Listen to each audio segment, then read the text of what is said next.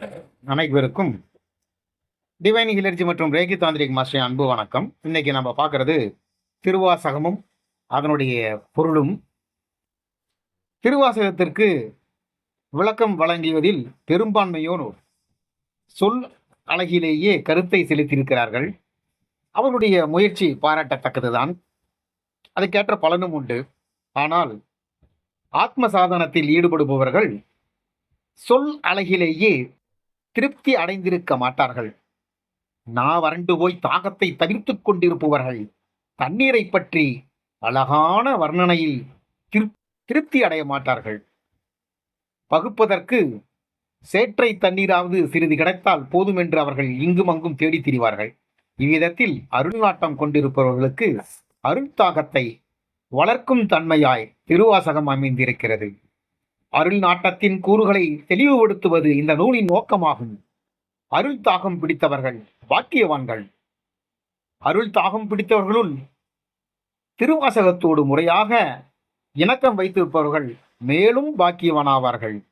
சுடர் விளக்குக்கும் தூண்டுகோல் ஒன்று தேவைப்படுவது போன்று அருள் பித்தம் பிடித்தவர்களுக்கு பித்தத்தை பழக வைக்க வல்லது வார ஊரார் வாசகம். இப்பொழுது நாம் திருவாசகத்துக்குள் செல்வோம். சிவபுராணம் சிவனது அனாதி முறையான பழமை அரூப நிலை. இறைவன் ஆத்மாவை பல்பிறவி சொல்லலுள் ஆட்படுத்தி திருவருளுக்கு உரியவனாய் செய்யும் படிநிலை சிவனுக்கு அருள் நிலைமை. திருப்பெருந்துறையில் அருளியது கலிவெண்பா. திருச்சிற்றம்பலம். நமச்சிவாய வாழ்க, நாதன் தன் தாழ்வாழ்க. நமச்சிவாயம் என்னும் மந்திரம் சொரூபமாக இருப்பவரை போற்றுகிறேன்.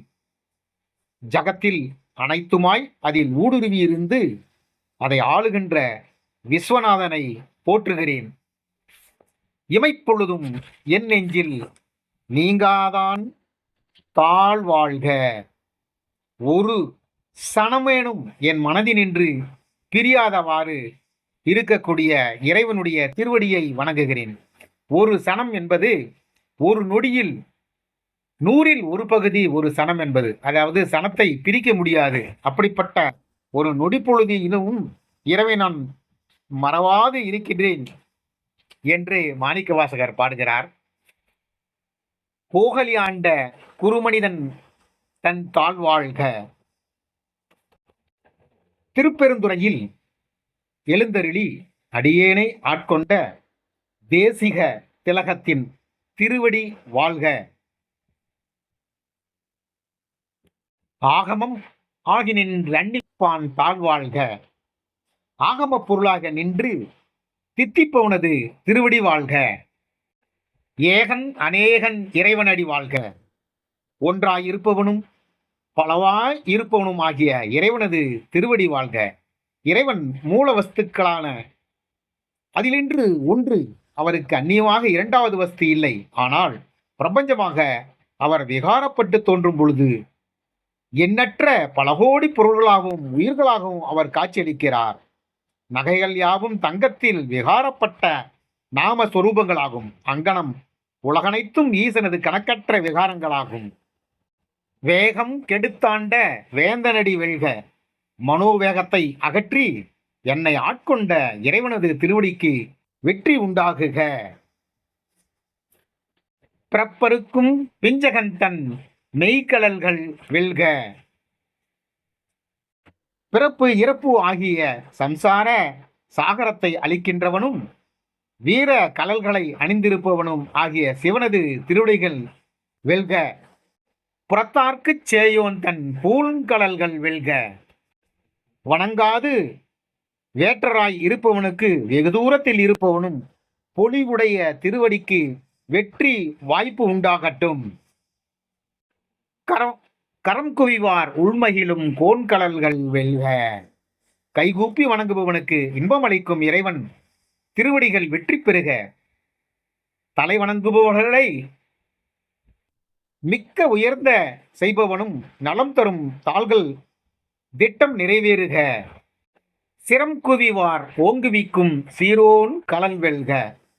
இந்த ஆத்மன் வேதம் கற்று அடைந்ததன்று, புத்தி கூர்மையிலோ ஏராளமாக போதிக்க கேட்டதாலோ இது அடைந்ததன்று. யாரை இது ஆட்கொள்கிறதோ அவனால் இது அடைய பெறுகிறது. அவனிடத்தே இந்த ஆத்மன் தனது சொரூபத்தின் மிளிர்கிறது. ஈசனடி போற்றி, எந்த அடி போற்றி. ஈசனது திருவடிக்கு வணக்கம், எனது தந்தையின் திருவடிக்கு வணக்கம். தேசனடி போற்றி, சிவன் சேவடி போற்றி. ஞான பிரகாசமுடையது பாதங்களுக்கு நமஸ்காரம். செந்தாமரை போன்று சிவந்த பாதங்களுடைய சிவனுக்கு நமஸ்காரம். நேயத்தே நின்ற நிமலனடி போற்றி. அன்பின் ஊறியுள்ள தூயவனது திருவடிக்கு வணக்கம். ஒருவனுக்கு அந்நியமாய் இருந்து அவனால் வேண்டப்படாத பொருளே மலம் அல்லது அழுக்கு எனப்படுகிறது. சிவனுக்கு அந்நியமான பொருள் எதுவும் இல்லை. அதனால் அவர் நிர்மலன் என அழைக்கப்படுகிறார். மாய பிறப்பருக்கும் மன்னன் அடி போற்றி. மாயையில் விளைவு ஆகிய பிறப்பு இறப்பு எனும் மாறுபாட்டை அகன்கின்ற இறைவனது திருவடிக்கு வணக்கம். சீரார் பெருந்துரைநம் தேவனடி போற்றி. மேன்மை பொருந்திய திருப்பெருந்துறையில் எழுந்தரிக்கும் நம் இறைவனின் திருவடிக்கு வணக்கம். ஆறாத இன்பம் அருளும் மலை போற்றி. தெவிட்டாத ஆனந்தத்தை ஊட்டி அருள்கின்றவனுக்கு, மலைக்கு ஒப்பானவனுக்கும் இந்த சிவனாகிய எனக்கும் வணக்கம் தெரிவிக்கிறேன். சிவனவன் என் சிந்தனையில் நின்ற, அதனால் அவன் அருளாலே அவன்தாள் வணங்கி, சிவபெருமான் யாண்டும் என் மனதில் வீற்றி இருப்பதனால் அவனது திருவடிகளை துணையாக கொண்டு அவனது திருவடியை தொழுகிறேன். சிந்தை மகிழ சிவபுராணம் தன்னை முந்தை வினை முழுதும் ஓய உரைப்பேன் யான். நான் ஆனந்தம் அடைதல் பொருட்டும் எனது பழைய வினைகள் கெடுதல் பொருட்டும் யாண்டும் நிலைத்துள்ள சிவ தத்துவங்களை உணர்ந்து ஓதுகிறேன். தாயை காணவில்லை என்று அழுகின்ற குழந்தைக்கு வேறு வஸ்துக்களை காட்டி மகிழ்வூட்ட வேண்டும். அப்பொழுது அதற்கு அமுதம் எனும் வினை ஓய்கிறது. இதுகாரும் பிரபஞ்சத்தை நாடியிருந்ததனால் என் வினை பெருக்கமாகிவிட்டது. அது ஆரம்பத்தில் இன்பமாகவும் முடிவில் துன்பமாகவும் பரிணமித்தது. இனி சிவஸ்வரூபத்தில் ஊன்றிருப்பதற்கு ஏற்ற எனக்கு துன்பம் களவாத பேரின்பம் தலை தூங்குகிறது. கண்ணுதலால் தன் கருணை கண்காட்ட வந்தெய்தி, எண்ணுதல் எட்டா எழிலார் கடல் இறைஞ்சி. நெற்றிக்கண்ணனாகிய சிவனது திருவருளியாகிய கண்ணானது வழிகாட்ட நான் அவரை வந்தடைந்தேன். கணக்கிட முடியாத மகிழ்ச்சிகளுடைய அவனது திருவடியை நான் வணங்குகிறேன். விண் நிறைந்து மண் நிறைந்து மிக்காய் விளக்கொளியாய், எண்ணிறந்து எல்லை இலாதானே நின்பெரும் சீர். பொல்லா வினையேன் புகழுமாறு ஒன்றறியேன். வான் உலகு நில உலகு ஆகியவைகளை நிரப்பி அவைகளுக்கு அப்பாலும் இருக்கின்றாய். கடப்புலன்களாகிய ஜோதியாய் இருக்கிறாய். அளவு கடந்து எங்கும் நிறைந்திருக்கிறாய். உன்னுடைய பேரமைப்பை பாராட்டுகின்ற வழியை வினையில் கட்டுண்டு கிடக்கின்ற நான் சிறிதேனும் அருகிலேன். வான்வெளியில் காணப்படுகின்ற நட்சத்திரங்களாக ஒளிப்பவை யாவும் பரம்பொருளின் ஸ்தூல தோற்றங்களாகும். இத்தனை கோடி அண்டங்களில் ஒழுங்குபடாத நடைமுறை வியப்புக்குரிய விஷயமாகும். மேய்த்தற்கென்று கயிற்றிட்டு கட்டி வைத்துள்ள காளைக்கு மைதானம் முழுதும் சுட்டி பார்க்க முடியாது. வினைகளின் விளைவாக உடலை எடுத்து ஐம்பொருள்களின் கட்டுக்கிடக்கின்ற நான் அகில பிரபஞ்சமாக விளையாடுகின்ற உன்னை எங்கனம் அறிந்து போற்ற முடியும்? புல்லாகி பூடாகி புழுவாகி மரமாகி பல்விருகமாகி பறவையாய் பாம்புமாகி கல்லாய் மனிதராய் பேயாய் கணங்களாய் வல்லசிரராகி முனிவராய் தேவராய் செல்லா நின்ற இத்தாவர சங்கமத்துள் கண் புல் முதலிய பிறவிகளின் வாழ்வை துவக்கி அறிவோடு கூடிய மானுடன் ஆகும் பரியந்தம் பல கோடி பிறவிகளை எடுத்து இரவா நான் சலிப்படைந்து விட்டேன். இறைவன் தாமே ஜடப்பொருள் ஆகிறார். பின்பு அதே சேதன பொருளாக பரிணமிக்கிறார். சேதன பொருள்களிலிருந்து உயிர் வகைகள் தோன்றுகின்றன. உயிர்கள் கல் நிலையிலிருந்து நின்ற ஞான நிலை வரையில் படிப்படியாக பரிணமித்துக் கொண்டே போகிறது. பரிணாமத்தின் எல்லா ஜீவன்களும் ஒரே முறையில் மேலே வருவதில்லை. வினைக்கு ஏற்ப வழிகள் பலவுல. செய்யுள் அமைப்பின் பொருட்டு ஈண்டு பரிணாமம் முறைப்படி இயம்பப்படப்பட்டிருக்கிறது. இப்படி எல்லா பிறப்பும் பிறந்திழைத்தேன் எம்பெருமான், மெய்யே உன் பொன்னடிகள் கன்று இன்று வீடு உற்றேன். உனது ஒப்பற்ற திருவிடைகளை சேவிக்கவே அது எனக்கு வீடு வேறு ஆயிற்று என்பதின் சந்தேகமில்லை. நிலத்தில் தத்தளிக்கும் மீன் நீருக்குள் வந்ததும் தனக்கு சொந்தமான நிலையை பெற்றிருப்பதைப் போல உணர்வு பெற்று பிறவிகளின் தத்தளித்த நான் என் இருப்பிடத்திற்கு வந்துவிட்டேன் என்று என்னை ஐந்திரிகளை என உணர்கிறேன். உய்ய என் உள்ளத்துள் ஓங்காரமாய் நின்ற மெய்யா விமலா விடைப்பாகா வேதங்கள் ஐயா என ஓங்கி ஆழ்ந்தகன்ற நுண்ணியனே, என் உள்ளத்தினுள் ஓங்காரமாய் நீ ஒலித்துக் கொண்டிருப்பதை நான் உணரும் பொழுது உய்வு அடைகிறேன். அண்டத்தில் இருப்பது பிண்டத்திலும் இருக்கிறது. அண்டம் முழுவதும் இடையராது ஓங்காரமாய் இறைவன் ஒலித்துக் கொண்டிருக்கிறான். பிண்டமாகிய உடல் வாழ்வு ஒழுங்குபடுவதற்கு ஏற்ப ஓம் எனும் ஓசையை உள்ளுளும் கேட்கிறது. வானொலியை ஏற்கும் கருவியாக சீர்படுவதற்கு ஏற்ப ஒளி அதனோடு தெளிவுபடுப்பது போன்று மனிதனை அதை சீர்படுத்திக் கொள்கிறான். மெய்ப்பொருளே, தூயவனே, ரிஷபவாகனனே, வேதங்களால் ஐயா என்று அழைக்கப்படுபவனே, நீ உயர்ந்தும் தாழ்ந்தும் விரிந்தும் உள்ள சூட்சும பொருளாகிறாய். காலதேச வர்த்தகமானத்தில் பாதிக்கப்படாது இருப்பவன் சத் வஸ்து அல்லது மெய்யன் என்று அழைக்கப்படுகிறான். இறைவனை பெரிய பொருள் என போற்றுவது வேதங்களின் நோக்கமாயிருக்கிறது. மேலும் கீழும் நடுப்பக்கத்திலும் ஆகிய எங்கும் நீக்கமர நிறைந்திருப்பவன் பரமன். அவன் கற்புலனாக இருந்தால் அவன் நுண்ணியன் எனப்படுகிறான். வெய்யாய் தனியாய் இமயமானான் விமலா, மெய்யாயன எல்லாம் போயகல வந்தருளி மெஞ்ஞானமாகி மிளிர்கின்ற மெச்சுடரே, உஷ்ணமாயும் தனுப்பாயும் உயிர் தத்துவமாயும் உள்ள பரிசுத்தவனே, என்னிடத்தில் அந்நியதானவை எல்லாம் அகற்றுவதற்கு அருள் புரிந்தவனே, உயிர் தத்துவம் உருவெடுப்பதற்கு வெப்பமும் தனுப்பும் மாறி மாறி அமைந்து துணை புரிகின்றன. நாடகத்தில் யாழாய் நடிப்பவன் உண்மையில் யாழையல்லன். சூரியன் சந்திரன் உயிர் வகைகள் ஆகியவற்றை பரிணமிப்பதை முன்னிட்டு பரம்பொருள் தனது புனிதத்தை இழந்து விடுவதில்லை. சுத்த சைந்திரமாய் ஒலிக்கின்ற பரஞ்சோதியே, எஞ்ஞானம் இல்லாதே இன்பப் பெருமானே, அஞ்ஞானம் தன்னை அகல்விக்கும் நல்லறிவே, எந்தவிதமான அறிவுமில்லாத எனக்கு ஆனந்தத்தை நல்கும் பெரியவனாய், ஜீவனாகி எனது மயக்கத்தை நீக்குகின்ற சிவஞானமே, தனக்கு தனி விரக்தியாயிருக்குது என்று ஜீவன் எண்ணிக்கொள்வது அஞ்ஞானம். ஜீவன் வகை உலகாக பொருள்படுவதும் அஞ்ஞானம். சிவஞானம் அல்லது பிரம்மஞானத்தை பெறும்பொழுது ஜீவனும் ஒலிக்கிறான். அவன் பெற்றுள்ள பிரபஞ்ச ஞானமும் ஒலிக்கிறது. ஆக்கம் அளவிருதி இல்லாய், அனைத்தும் உலகும் ஆக்குவாய், காப்பாய், அழிப்பாய், அருள் தருவாய்.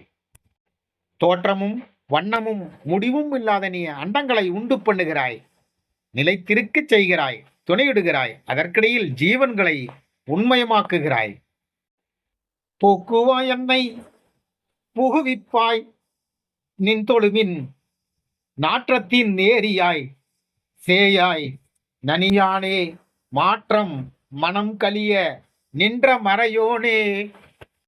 பிறவி தலைகளை போக்குவிக்கும் என்னை எனது திருதொன்றில் புகும்படி செய்வது நின் கருணையாகும். புவியின் மனம் போன்றவனே, நீ வணங்காதவருக்கு தொலைவிலும் வணங்குபவருக்கு பக்கத்திலும் இருக்கிறாய். மாறுபடுகின்ற மனம் மிளிர்பவன் நீயாவே இருக்கின்றாய். கறந்தபால் கண்ணனோடு நெய் கலந்தார் போல சிறந்தடியார் சிந்தனையுள் தேனூரி நின்று பிறந்த பிறப்பருக்கும் எங்கள் பெருமான் நிறங்களோர் ஐந்துடையாய் விண்ணோர்கள் ஏத்த மறைந்திருந்தாய் எம்பெருமான் வல்வினையின் தன்னை. அப்பொழுது கறந்த ஆவின் பாலோடு கருப்பஞ்சாறு நெய்யும் கலந்து உண்ணும் பொழுது உண்டாகும் இன்பம் போன்றது இறைவனது வரும் பேரின்பம். அப்பேரின்பமோ நல்ல அடியார்களது உள்ளத்தில் தேன் போன்று ஊறிக்கொண்டிருப்பது, தெவிட்டாதது, தித்திக்கிறது. நிறங்களோர் ஐந்துடையாய் விண்ணோர்கள் ஏத்த மறைந்திருந்தாய் எம்பெருமான் வல்வினையின் தன்னை. தொடர்ந்து வருகின்ற பிறவிகளை ஒழிக்கின்ற எங்கள் தலைவா, பூதங்களும் இந்திரியங்களும் உன்னை போற்றுவதற்கு 5 தன் மாத்திரைகளை உடைந்திருக்கின்றாய். விண்ணோர்கள் எனும் புராணம் பகர்வது நரகர்களும் மேலாகியுள்ள தேவர்களை குறிக்கிறது.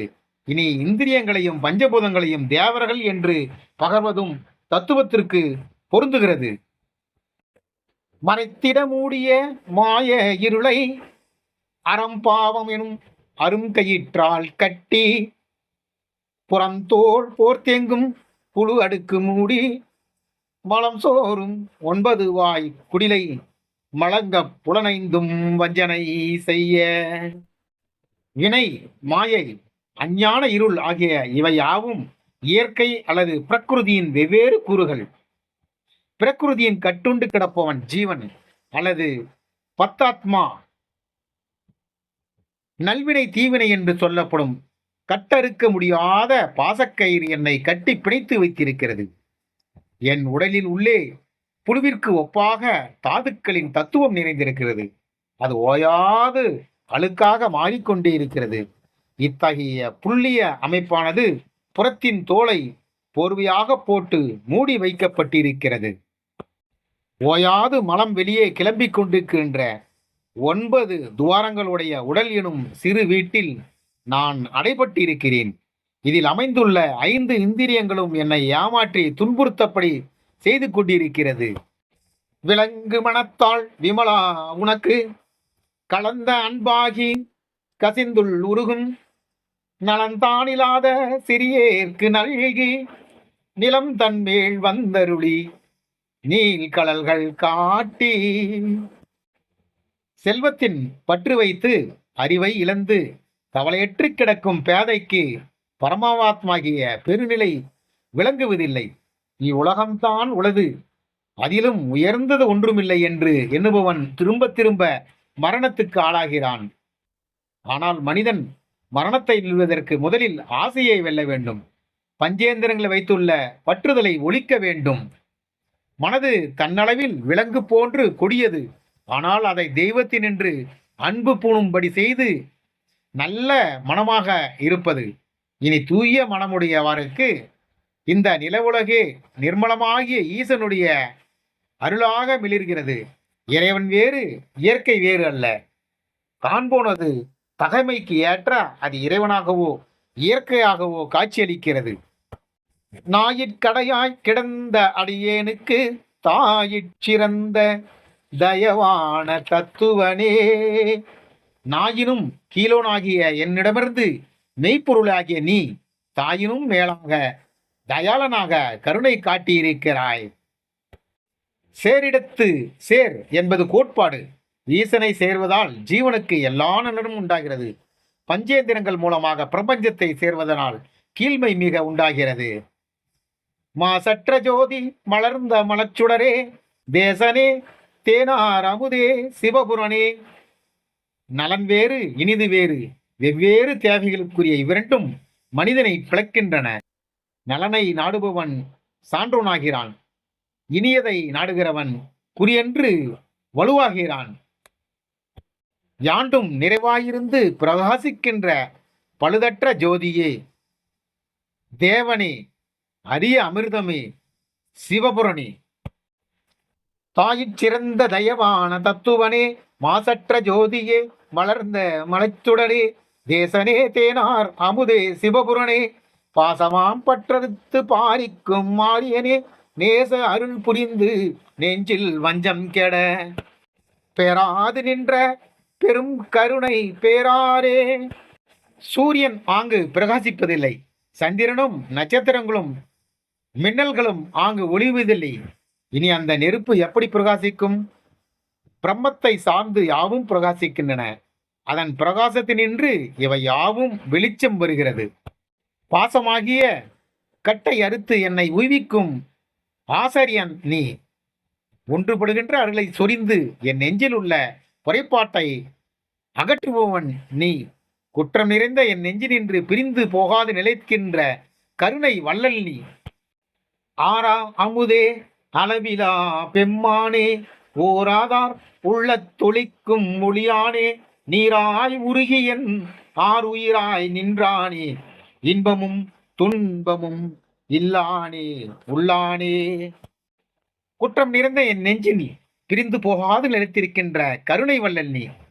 கங்கா நதியின் மூலம் உன் கருணையை நீ விளக்குகிறாய். தெவிட்டாத அமிர்தம் நீ.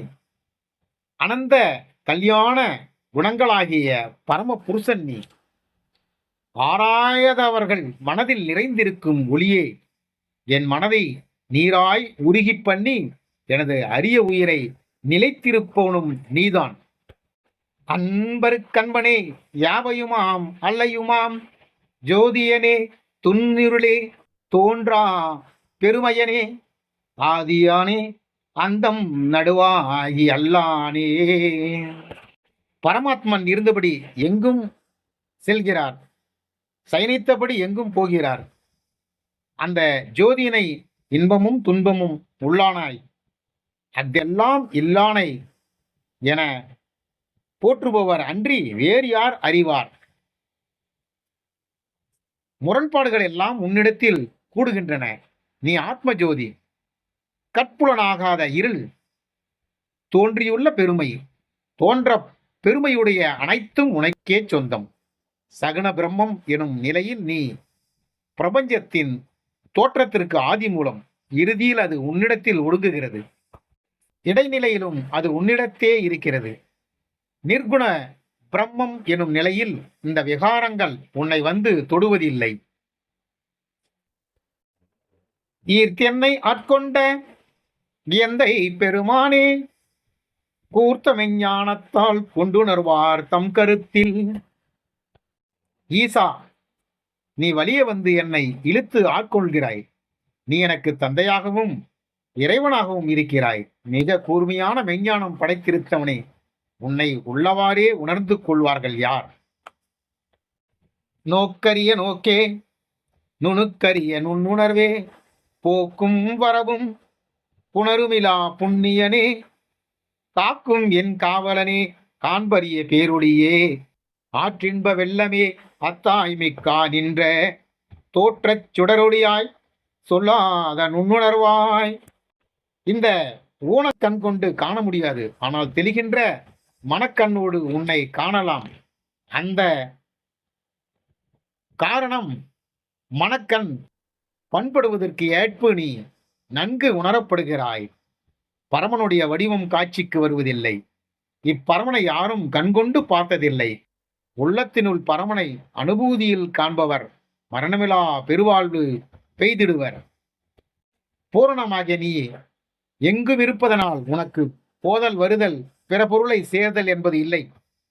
கலப்பதற்கு வேறு பொருள்கள் ஒன்றும் இல்லாததால் நீ யாண்டும் புனிதமாகவே இருக்கிறாய். ஆதலால் நீ புண்ணியவன், நீ சுத்த சிவன். நீ யாண்டும் சாட்சியாகியிருந்து என்னை காப்பாற்றி வரும் வேந்தன். ஊனக்கண் கொண்டு காண முடியாத மனசாட்சி என்னும் மாறாத ஞானச்சுடர் நீ. நல்ல நெறியில் நின்று உதிக்கின்ற பேரின்ப பெருக்கு நீ. எனக்கு தந்தையாகவும் அதற்கு மேம்பட்டும் இருக்கிறாய். பெரிய பொருளாய் சுய ஜோதியாய் மனதிற்கு எட்டாதானாய் ஒளிந்திருப்பது பிரம்மம். அது சூட்சமத்தின் அதிசூட்சமமாகும், தூரத்தில் அதிதூரமாகும். இங்கே உடலுக்குள் அது இருக்கிறது. அது உள்ளத்துள் நிலை பெற்றிருப்பதை இம்மை வாழ்விலேயே சான்றோர்கள் அனுபூதியில் அறிகிறார்கள். மாற்றமாம் மையகத்தில் வெவ்வேறே வந்தறிவாம் ஏற்ற நீர் ஏற்றத் தெளிவே என் சிந்தனையுள் ஊற்றான உண்ணார் அமுதே உடையானே வேற்று விகார விடகுடம்பில் உன்கிடக்க ஆற்றேம் எம் ஐயா அரசனே ஓ என்று. இடையிறாது மாறுபாடு அடைகின்ற நில உலகிலே வெவ்வேறு வடிவங்களாக நீ அறிவாக விளங்குகிறாய். பிரஞானமாக திரண்ட பிரஞானமே, நீ என் உள்ளத்தினுள் ஊற்றெடுத்து பெருகி உண்பதற்கான அரிய அமிர்தமாய் என்னை உடைந்திருக்கிறாய். நீ பிரபஞ்சத்தை படைத்து எங்கும் நிறைந்திருக்கும் தெய்வம் அன்பினாலும் அறிவினாலும் எண்ணத்தினாலும் வரையறுக்கப்பட்டவனாய் ஜனங்களின் உள்ளத்தில் வீட்டிருக்கிறாய். இதை அனுபூதியில் அறிகிறவர்கள் அமிர்த சொரூபி ஆக மாறுகிறார்கள். பாலன், யுகன், கிழவன் என்று வெவ்வேறு விகாரங்களுடைய தசைகளுடைய குடியிருக்க சகியேன். உனது அடியார்கள் உன்னை ஐயனே என்றும் அரணே என்றும் வலுத்தி உன்னை பாராட்டி உண்மயமாகியிருக்கிறது. பொய் உடலை தவிர்த்து சிவ சொரூபமானார்கள். நானும் அப்படியே வேண்டுகிறேன். போற்றி புகழ்ந்திருந்து பொய்கெட்டு மெய்யானார் மீட்டிங்கு வந்து வினைப்பிற விசாராமே கள்ளப்புலக்குரம்பை கட்டளிக்க வந்தவனே நல்லுரிலில் நட்டம் பயின்றாடும் நாதனே தில்லையுள் கூத்தனே தென்பாண்டி நாட்டானே. மெஞ்ஞானத்தை திரிவுபடுத்தும் தன்மை பொறிகளுக்கு உண்டு. அப்பொறிகளுக்கு உறைவிடம் இந்த உடல். என் உள்ளத்துள் சிவபோதத்தை வளர்ப்பதற்கு ஏற்ப நீ இந்த உடலமைப்பை கலைத்து விடுகிறாய். அதனால் நான் வினைக்கு வசப்பட வேண்டியதில்லை. மீண்டும் இவ்வுலகில் வந்து பிறக்கவும் வேண்டியதில்லை. உயிர்களெல்லாம் அயர்ந்து உறங்குகின்ற வேலைகளில் நீ நித்திய ஜாக்கிரதையாக விளைத்திருக்கும் தலைவனாகிறாய். அகிலாண்டங்கள் ஒழுங்காக இயங்குவதில் என்றும் கூத்தை நடத்துபவன் நீ. சிறப்பாக சிதம்பரம் எனும் கேத்திரத்தினுள் தமிழ்நாட்டில் திகழ்கின்றாய். அல்லல் பிறவி அறுப்பானே ஓ என்று சொல்லுவதற்கரியானைச் சொல்லி திருவடியில் சொல்லிய பாட்டின் பொருளுணர்ந்து சொல்லுவார் செல்வர் சிவபுரத்தின் உள்ளார் சிவனடிக்கீழ் பல்லோரும் ஏத்த பணிந்து. ஓ என்று ஓலமிட்டு அரற்றி பொருணையை நாடுவது பிறவியையும் அதனின்று விளைகின்ற துன்பங்களையும் அகற்றுபவன் அவனே ஆகும். இந்த பிரம்மம் அசைகிறது, இது அசையாதும் இருக்கிறது. இது அன்பையும் இருக்கிறது, சேய்மையாகவும் இருக்கிறது. அனைத்தும் உள்ளும் இது இருக்கிறது, அனைத்து புறத்திலும் இது இருக்கிறது. சொல்லில் அடங்காத சிவனை சொற்கொண்டு போற்ற வேண்டும். பெரியோர்கள் அவனை குறித்து சொன்ன சொற்களின் உட்கருத்தை அறிந்து உணர்ந்து அவ்வுணர்வின் மூலம் அவனை போற்ற வேண்டும். உணர்ச்சியின் உயர்வே நல்ல ஆராதனை ஆகிறது. உட்கருத்துக்களை உள்ளவாறு உணர்வதற்கு இறைவனுக்குரிய அருளை நீ நாடி நிற்க வேண்டும். இறைவனுடைய சொரூபத்தை உள்ளபடி உணர்ந்து போற்றுவாரே அவனுடைய சந்நிதி சார்ந்தவராவார். அப்படி சந்நிதி சார்ந்தவர்களை ஏற்கனவே சார்ந்த சிவபக்தர்கள் பணிவோடு வணங்கி வரவேற்கின்றனர். சிவபக்தன் சிவசன்னதி சேர்கிறான். மற்ற பக்தர்களும் அவனை போற்றி பாராட்டி இப்பெருநிலைக்கு அவனை வரவேற்கிறார்கள். இது துவைத்த மதம் போற்றுகின்ற சாலோக்கியம், சாமீப்யம், சாருப்மியம் எனும் பதவி முக்தியாகும். திருச்சிற்றம்பலம். வான் கலந்த மாணிக்க வாசகனின் வாசகத்தை நான் கலந்து பாடுங்கால் நற்கரும்பு சாற்றிலே தேன் கலந்த பான் கலந்த செருங்கலிந்தியின் சுவை கலந்தேன் ஊன் கலந்து உயிர் கலந்து ஓட்டாமல் இனிப்பதுவே ராமலிங்க சுவாமிகள்.